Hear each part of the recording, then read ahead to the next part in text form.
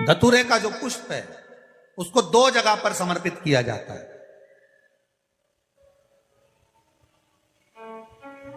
दो जगह, एक धतूरे का पुष्प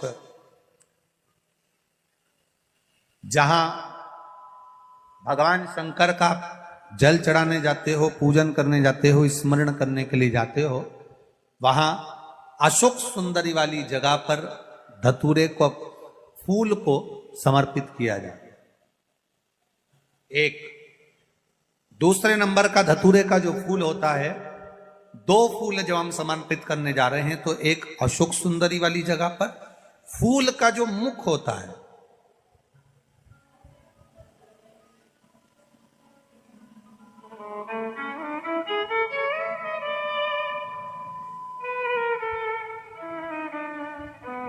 मान लो ये फूल है धतूरे का, वैसे तो धतूरे का फूल लंबा होता है, आपने दर्शन किए किस किसने करे ना, सबने दर्शन।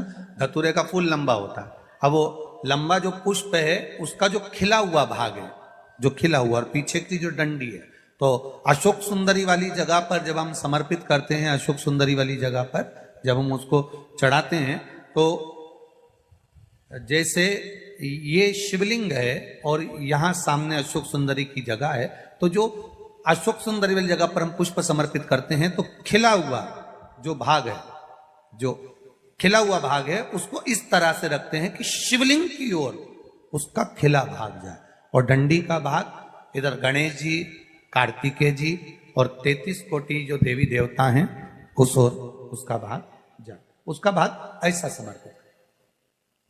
एक दूसरा, शिवलिंग पर जब हम धतूरे का पुष्प समर्पित करते हैं, शिवलिंग पर जब हम धतूरे का पुष्प समर्पित करते हैं तो उस फूल का खिला हुआ जो भाग होता है उसका मुख हमारी ओर होना चाहिए, अर्थात डंडी का मुख जब शिवलिंग पर चढ़ाएंगे तो डंडी का मुख उधर हो और खिला हुआ भाग हमारी ओर। बहुत अंतर है महाराज। जैसे बेलपत्री चढ़ाते हैं तो बेलपत्री चढ़ाते समय डंडी का मुख अपने ओर कर लेते, पत्तियों का मुख उधर कर दे, तो खिला हुआ जो भाग है वो हम अपनी ओर रख लेते। अब कनेर का पुष्प इससे विपरीत में चलता है।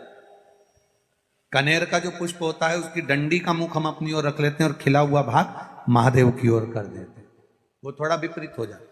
तो शिव तत्व कह रहा है, भगवान शंकर का संवाद कर रहा है, शिव महापुराण की कथा कर रही है। दो स्थान धतूरे के पुष्प को समर्पित करने के लिए दिए। कौन कौन सा स्थान है? जम के बोलो। पहला, जम के बोलो, अशोक सुंदरी के स्थान पर खिला हुआ भाग कहां होना चाहिए?